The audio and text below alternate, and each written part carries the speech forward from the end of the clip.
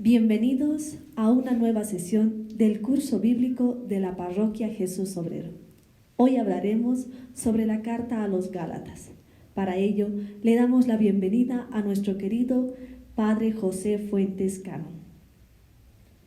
Continuamos en nuestro curso de San Pablo con sus cartas.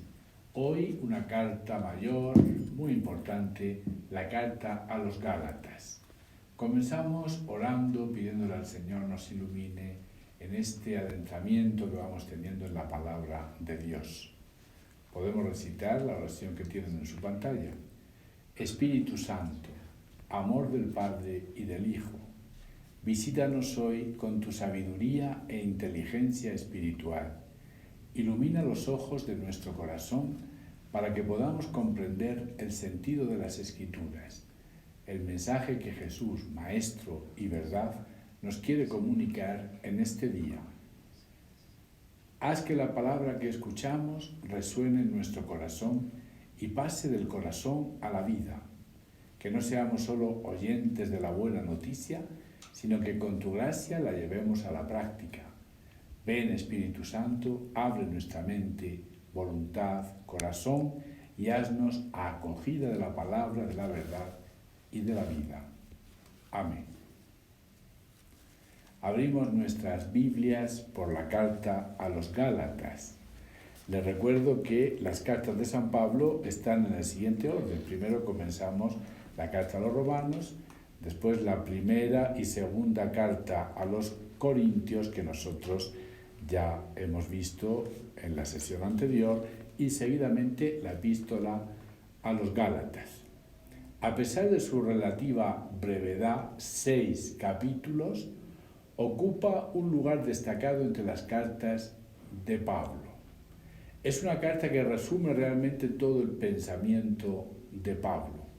Un escrito polémico, vivo y directo, que se opone violentamente a sus adversarios, los judaizantes.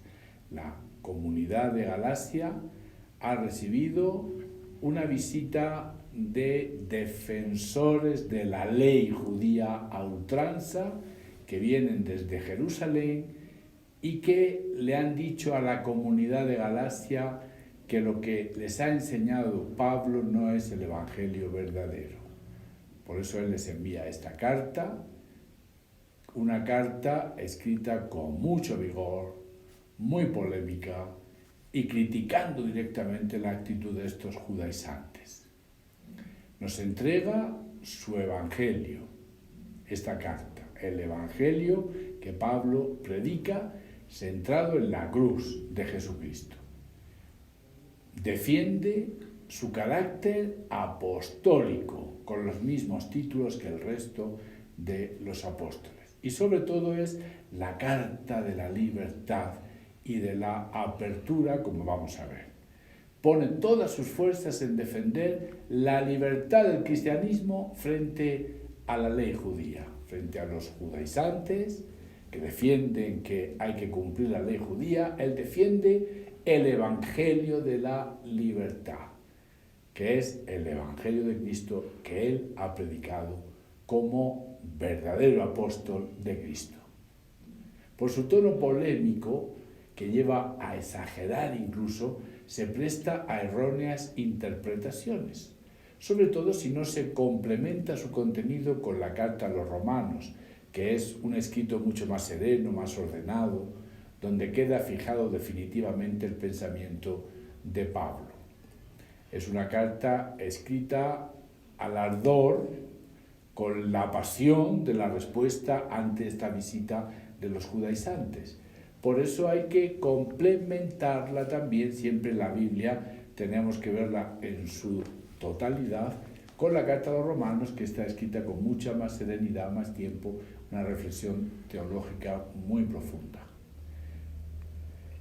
El Lutero, el fundador de los protestantes, vio en la carta a los Gálatas, como él mismo le llamó, la esposa de su alma, el fundamento para sostener la justificación. Siempre que nosotros vemos esta palabra, justificación, significa ser hechos justos. Cristo nos ha hecho justos. Por eso la podemos traducir también por salvación. La justificación, la salvación por la sola fe contra la religión de las obras. Saben que la polémica del protestantismo y el catolicismo está en esto. Los protestantes afirman que basta la fe, no son necesarias las obras, mientras que los católicos afirmamos que, siendo la fe lo principal, son necesarias también las obras para la salvación. Lutero se basaba especialmente en esta carta a los Gálatas.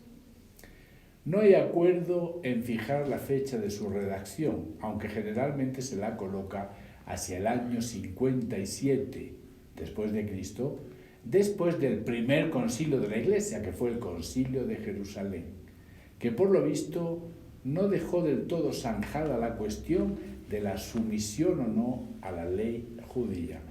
El gran tema del concilio de Jerusalén fue si a los cristianos paganos convertidos al cristianismo había que circuncidarlos, que era la forma como los judíos pertenecían, la marca de pertenencia a la religión judía. Había que circuncidar a los paganos convertidos al cristianismo, como hacían los judíos, o no. Fue el gran tema de este concilio de Jerusalén. Los destinatarios de la carta son las comunidades de la región de la Galacia, una región, una provincia romana en el Asia Menor, evangelizadas ocasionalmente por Pablo cuando por enfermedad tuvo que detenerse entre ellos, como él mismo dice. Le acogieron, dice, con una solicitud extraordinaria, como a un ángel de Dios, Gálatas 1:8, es decir, como a un mensajero que hablaba en nombre de Dios cuando él, por esa enfermedad, tuvo que visitar aquella región de Galacia. Y allí se formaron pequeñas comunidades, parece que todavía un tanto inmaduras, que pronto serían amenazadas por cristianos judaizantes. ¿Ven? Ambos son cristianos, los de origen judío y cristianos también, pero de origen pagano. Y entre ellos la polémica siempre viva del tema de la ley judía. Estos cristianos judaizantes apelan a Santiago como que fuese su inspirador en sus enseñanzas y en su exigencia de que se hagan circuncidar. Su visión es: a los cristianos paganos también hay que circuncidarlos como a los judíos, y también tienen que cumplir la ley judía. Realmente todavía no está clara la identidad cristiana del todo, y por eso esta polémica sobre la circuncisión y sobre la ley judía. Su argumentación de estos cristianos judaizantes es simple. Abraham recibió la ley de la circuncisión como signo de la alianza para siempre entre Dios y sus descendientes. La circuncisión es la señal, el signo de la alianza entre Dios y los descendientes de Abraham. Por tanto, solo los circuncisos pueden pretender la herencia de Abraham. Este argumento lo contesta totalmente con rotundidad Pablo en esta carta a los Gálatas. Además, los judaizantes ponían en entredicho la bondad del anuncio evangélico de Pablo. Criticaban directamente al apóstol Pablo, ya que Pablo rompe con la observancia de la ley de Moisés. Para ser cristiano hace falta creer en Cristo, no cumplir la ley de Moisés y no ser circuncidado. O sea, Pablo, un judío cumplidor y celoso de la ley judía, sin embargo, rompe con la ley judía al haber conocido a Cristo y predica un Cristo cuyo seguimiento no pasa por la ley judía. Para seguir a Cristo no hace falta circuncisión ni hace falta cumplir la ley judía. ¿Cuáles son las características generales de esta carta? Expresa como ninguna de las cartas al Pablo apasionado y al Pablo apóstol. Lo primero que hace Pablo en esta carta, y lo tenemos en toda la primera parte, que podríamos decir esta primera parte, capítulos 1 y 2. Capítulo 1 y 2 de la carta es una defensa que hace Pablo de su apostolado, de su ser apóstol. Él es apóstol. Podríamos decir, hace una gran apología personal. Defiende su apostolado. Un apostolado que, si leemos en el capítulo 1, los versículos 11 al 16, yo digo, siempre tenemos que tener abierta la Biblia por la carta a los Gálatas, del 11 al 16, ahí vemos que él afirma que no ha recibido el ministerio apostólico directamente de los apóstoles, sino que lo ha recibido directamente de Jesús. Él es apóstol porque Jesús le ha nombrado apóstol, en aquella visión que él tuvo en el camino de Damasco. No porque los apóstoles le hayan nombrado apóstol, sino directamente de Jesús. 1, 11 al 16. Ahí tenemos esta defensa de su apostolado. Si seguimos más adelante, en el 17 al 23, ahí afirma Pablo, ni siquiera ha consultado con los apóstoles. Ni siquiera consultó con ellos. Porque es verdad que subió a Jerusalén, si seguimos un poquito más adelante, capítulo 2, del 1 al 10, capítulo 2, del 1 al 10, subió a Jerusalén, pero allí solamente conoció a Pedro y no se le dijo nada nuevo. Y si seguimos más adelante, del 11 al 21, capítulo 2, del 11 al 21, su misión del Evangelio ha llegado incluso a corregir a algunos de los apóstoles.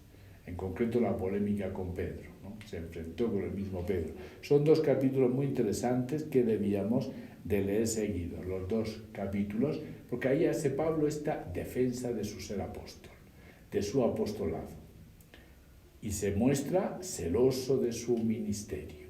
Y ahí él defiende su ministerio, ataca incluso a los que le contradicen, hasta maldice, amenaza, recrimina, hasta llegar a llamar insensatos a los destinatarios de la carta. ¿Por qué insensatos? Insensatos Gálatas. ¿Por qué insensatos? Porque se han dejado convencer por los judaizantes. Realmente vemos un Pablo apasionado, celoso de su ministerio.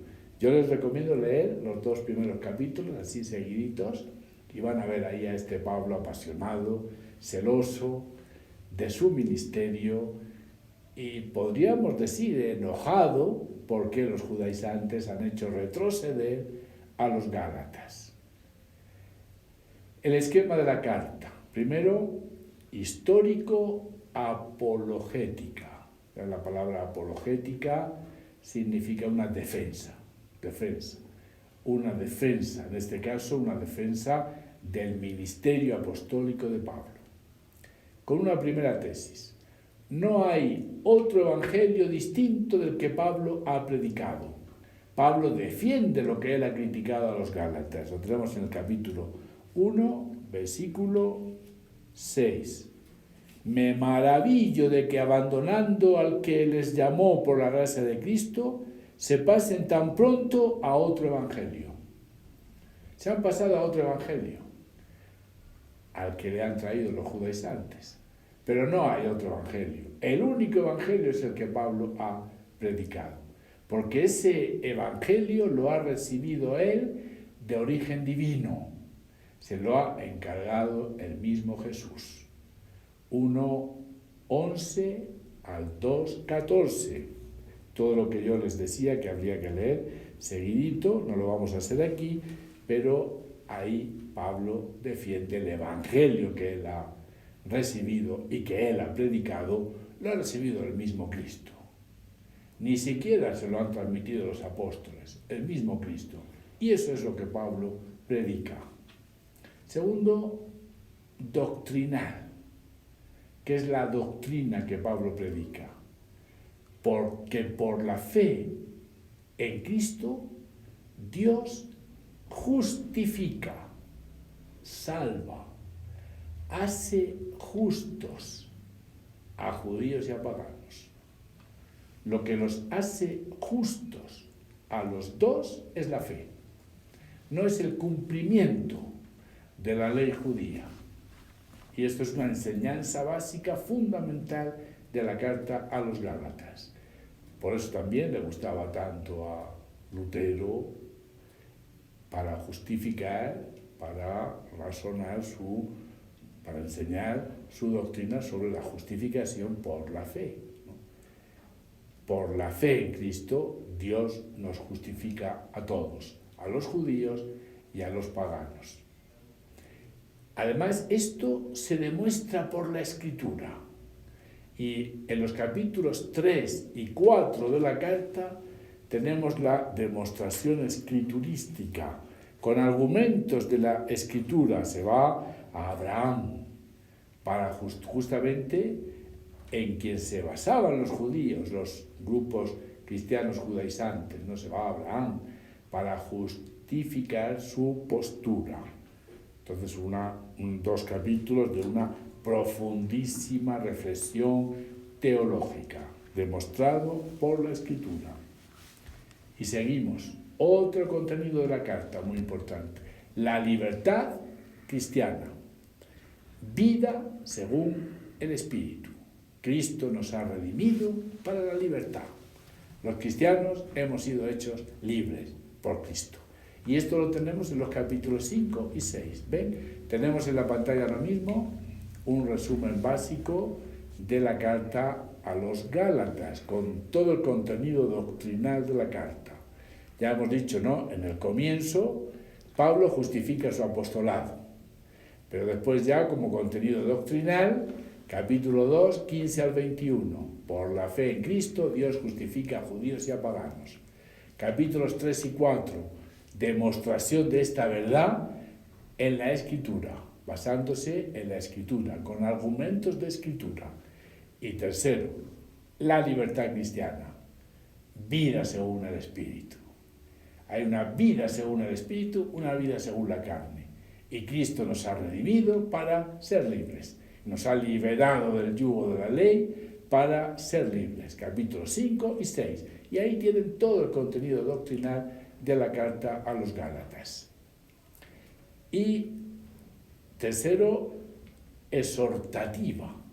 En la parte final, capítulo 6, ahí están las últimas recomendaciones y el saludo final, capítulo 6, y ahí termina la carta, con el saludo final y las últimas recomendaciones. Tercero, doctrina o temática fundamental. Vamos a recoger esas temáticas que ya hemos resumido en toda la carta. Vamos a ir una a una. Primera, hemos sido salvados por Dios en Cristo Jesús.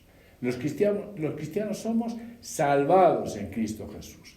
Si en 1 y 2 Corintios, recuerden, se contraponía el Cristo sabiduría de Dios a la vana sabiduría humana, recuerden la sesión anterior, en Gálatas y en Romanos, Pablo contrapone el Cristo justicia salvadora de Dios a la justicia, hemos visto ya la palabra justicia significa salvación, que los hombres pretenden conseguir por sus propios esfuerzos, con la observancia de la ley.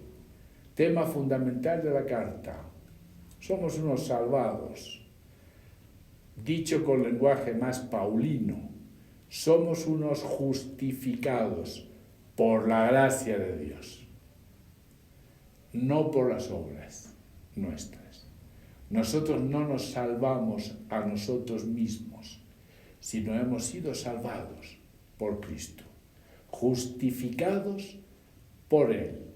No son las obras nuestras, no es nuestro esfuerzo, es gracia. La salvación es gracia. Doctrina fundamental de la carta a los Gálatas y de la carta a los Romanos. Cristo es justicia salvadora de Dios. La justificación, salvación del hombre, viene por Dios a través de Cristo y no por la ley. Pablo ve la ley judía como el esfuerzo nuestro frente a la justicia que nos da la fe, que no es esfuerzo nuestro, sino iniciativa de Dios. Según los designios de Dios, la ley fue provisional y tuvo su tiempo. Esto lo encontramos en el capítulo 3, versículos del 23 al 25. Vamos a leer. Dice, y así, antes de que llegara la fe, estábamos encerrados bajo la vigilancia de la ley en espera de la fe que debía manifestarse. De manera que la ley ha sido nuestro pedagogo hasta Cristo para ser justificados por la fe. Mas una vez llegada la fe, ya no estábamos bajo el pedagogo. La ley tuvo su sentido, fue nuestro pedagogo, nos enseñó, pero no nos salvó, porque el que nos salva es Cristo. Fíjense qué interpretación de la ley judía hecha por un judío como Pablo, tan realmente profunda, con profunda reflexión teológica. La ley ha servido en este tiempo que ya ha pasado para hacer consciente al hombre de su pecado y de la necesidad de la ayuda de Dios. Sirvió, pero ya ha pasado, porque estamos en otro tiempo, el tiempo de la fe en Cristo. La ley no salva, porque no da a ella misma las fuerzas necesarias para cumplirla. La ley es una pedagogía para saber por dónde tiene que ir el ser humano para llegar a Dios, pero no da la fuerza. Solo Cristo da la fuerza. La ley no salva, ha sido pedagogo, ha servido, pero la ley no salva. Llegada la plenitud de los tiempos, Cristo ha entregado su vida por nuestros pecados, para liberarnos de esta era infestada de maldad. Por tanto, Jesucristo es la verdadera ley, porque solo Él es la fuerza para que podamos seguir el camino que llega a Dios. La superación y la recapitulación de la ley antigua. No es su negación de la ley tuvo su sentido, no es la negación de la ley, pero sí ha superado la ley. La ley ha sido superado. Por eso, insensatos Gálatas, ¿cómo vuelven de nuevo? ¿No? A aquello que ya ha sido superado. Si tienen a Cristo, ¿cómo dejan a Cristo para volver de nuevo a la ley? La justificación, salvación, es un diálogo entre Dios y el hombre, pero es Dios el que toma siempre la iniciativa. Hemos sido salvados gratuitamente, ha sido iniciativa de Dios. Dios llama con la gracia y el hombre responde con la fe. La fe es el punto de encuentro entre la impotencia del hombre, que no puede cumplir solito, solo por sus fuerzas, la ley, y el poder salvífico de Dios. Ni siquiera es la fe la que salva, sino Dios, por Cristo Jesús, en quien se cree, se acepta y se abandona a Él. La fe no nace del hombre, es don de Dios. Creemos por don de Dios, por tanto somos salvados por Dios en Cristo. Y esa respuesta de la fe se la debe dar en el seno de la comunidad. Fíjense la insistencia continua en todas sus cartas de Pablo en este tema de la comunidad. Necesitamos la comunidad. La respuesta de la fe se la da en el seno de una comunidad, en una mutua y misteriosa interdependencia de todos los miembros. Para Pablo la fe nunca es una respuesta individual, sino es algo que se da en comunidad, que se responde en comunidad, que se cultiva en comunidad. Se da dentro de la casa de la fe, que es la comunidad cristiana. Es la dimensión eclesial de la fe. La fe activa es comunitaria y se da bajo el protagonismo de Dios, una tarea esencialmente eclesial. Nunca es individual. Cuando decimos yo no necesito la iglesia, yo creo en Cristo, pero no en la iglesia, Para Pablo esto no tiene ningún sentido, porque la fe tiene una dimensión eclesial fundamental. Segundo, la condición del cristiano. ¿Cuál es la imagen del cristiano en la carta a los Gálatas? Somos hombres nuevos en Cristo Jesús. Eso es un cristiano. Gálatas 5, versículo 6. Porque en Cristo Jesús ni la circuncisión ni la incircuncisión tienen valor, sino solamente la fe, que actúa por la caridad. Y si continuamos, fíjense, comenzaron bien su carrera. ¿Quién les puso obstáculo para no seguir a la verdad? Han comenzado bien, pero han acabado mal. El cristiano es un hombre nuevo y no es por la circuncisión. Somos hombres nuevos en Cristo Jesús, creados por Dios a imagen de Jesucristo. Nueva creación.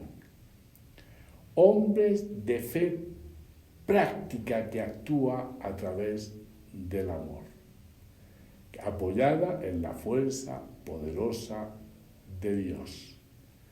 Esa fe se tiene que hacer amor.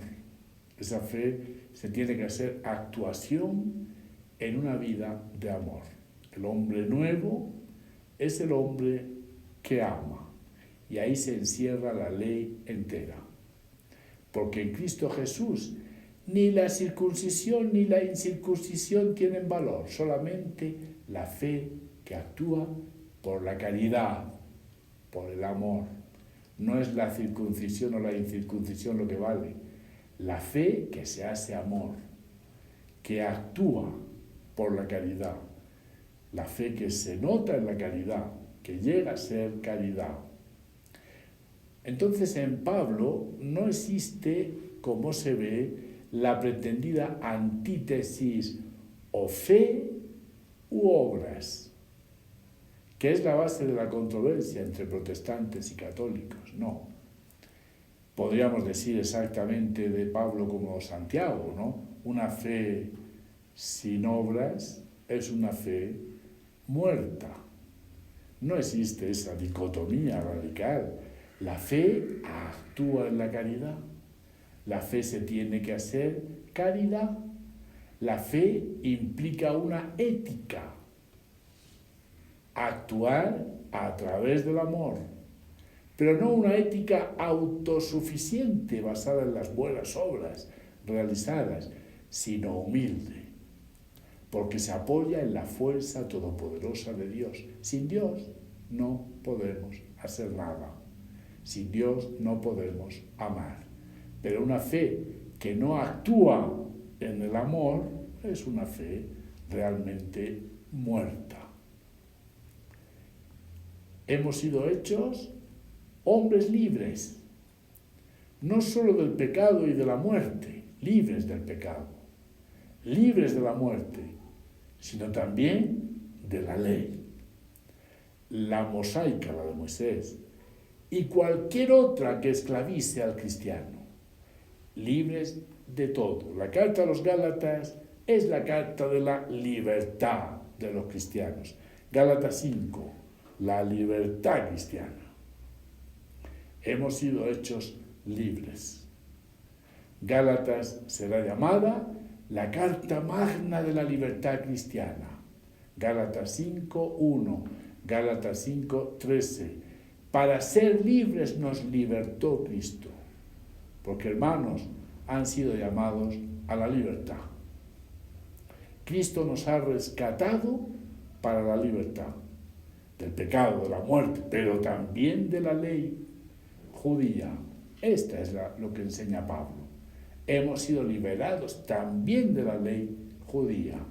Nos ha hecho libres, libres en plenitud. Pablo también evita equívocos, porque si somos libres, podemos hacer lo que nos dé la gana, podríamos decir lo que queramos, ¿no? Aquí hay que recordar aquella máxima de San Agustín tan sabia, ¿no? Ama y haz lo que quieras. Ama y haz lo que quieras. Somos libres, pero no para hacer lo que nos dé la gana, sino para amar. Por eso San Pablo en Gálatas 5:13 afirma: no utilicen esa libertad como tapadera de apetencias puramente humanas. Al contrario, háganse esclavos los unos de los otros por amor. Qué profundo, hermanos. Son libres, sí, pero no utilicen la libertad para sus propias apetencias, para hacer lo que ustedes quieran, lo que ustedes apetezcan, sino al contrario, como son libres, háganse esclavos los unos de los otros por amor. La libertad que Cristo nos ha conquistado es la más fuerte exigencia de esfuerzo y de generosidad que brota de dentro del cristianismo y no de algo externo a él como la ley. Las exigencias de la fe brotan de dentro y nos llevan a una entrega mucho más exigente que la misma ley antigua, que la misma ley de los judíos. Una serie de exigencias de amor que nos pueden llevar realmente muy lejos en el camino de la entrega, de una entrega como Cristo. El hombre libre en Cristo es hombre espíritu, en oposición al hombre carne. Romanos 6:14, ya no están bajo la ley, sino bajo la gracia. Romanos 6:14, ya no están bajo la ley, sino bajo la gracia. Y Pablo contrapone al hombre del espíritu y al hombre de la carne. Vamos a leer el texto. Lo tenemos en el capítulo 5 de San Pablo.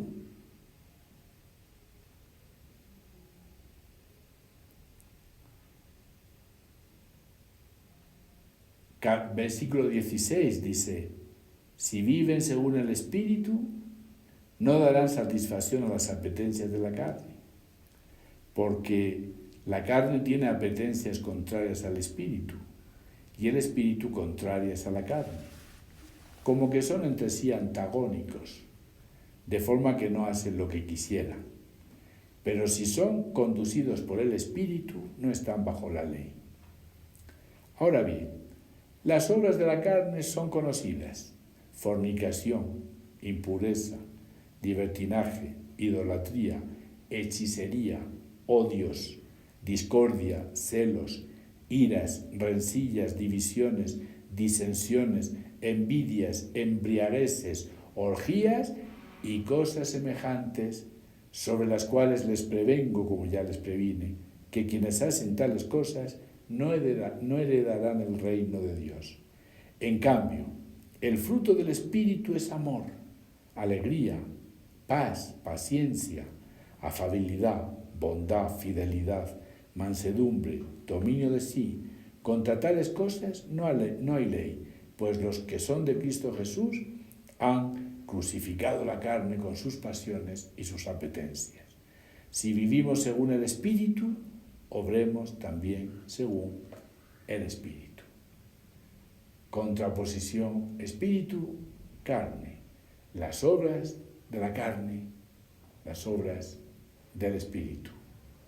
Ya no estamos bajo la ley, bajo la gracia, bajo el Espíritu, pero no para hacer lo que nos apetezca, sino para vivir una vida según el Espíritu y dar los frutos propios del Espíritu. Las exigencias morales para el hombre libre en el Espíritu no le hacen un libertino, sino le llevan a hacerse esclavo de los demás por el amor. La mayor libertad es libremente hacerse servidor de los demás, esclavo de los demás. Qué profunda teología moral de Pablo. La esclavitud del amor es la suprema libertad. Solo es auténticamente libre quien regala por amor su libertad para hacerse servidor de los demás.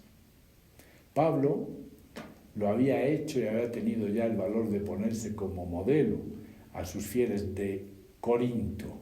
Allí dijo: soy plenamente libre, sin embargo he querido hacerme esclavo de todos para ganar a todos cuantos pueda. Lo teníamos en la primera carta a los Corintios, capítulo 9, versículos del 19 al 22.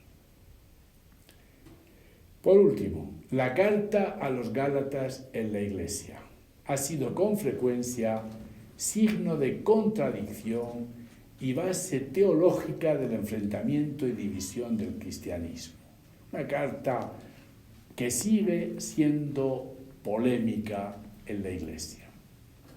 En otras épocas, Gálatas ha supuesto el redescubrimiento del cristianismo original, por esa llamada a la libertad plena y no al sometimiento, al cumplimiento de puras normas.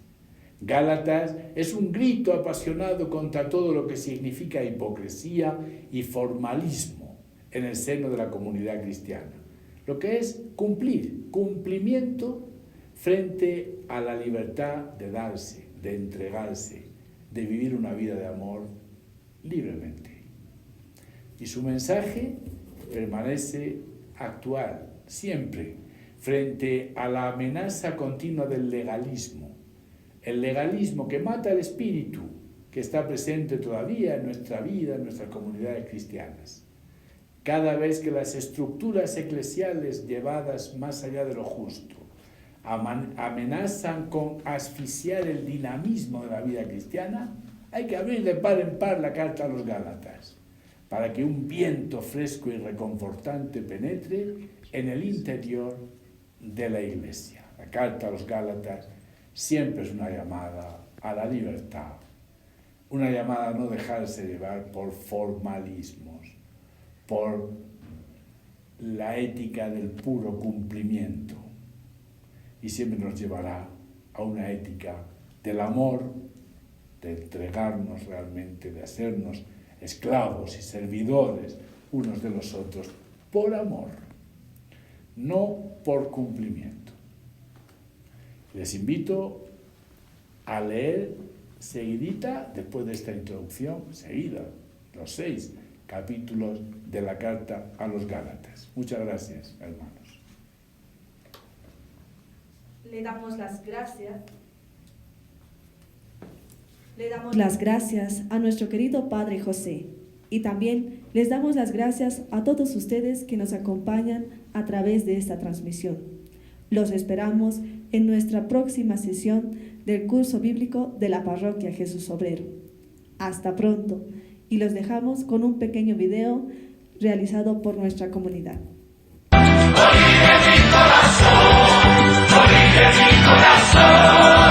Vengo desde la tierra, desde la América, el corazón. Alzo la voz de un pueblo que lleva en alto su tricolor. Grito de los aymaras, viento de puna, canto temblor. Canto de pueblo, estrellas bravos, guerreros, hijos del sol. Oribe mi corazón, oribe mi corazón, oribe mi corazón, oribe mi corazón. Vengo desde los valles de albahaca, chicha, vino y maíz. Valles con lindas mozas, trenzas de seda, labios en flor. Llega desde la selva, rumor de río, ritmo sin par. Uris con Taquira y tierra bendita, tierra oriental. Oribe mi corazón.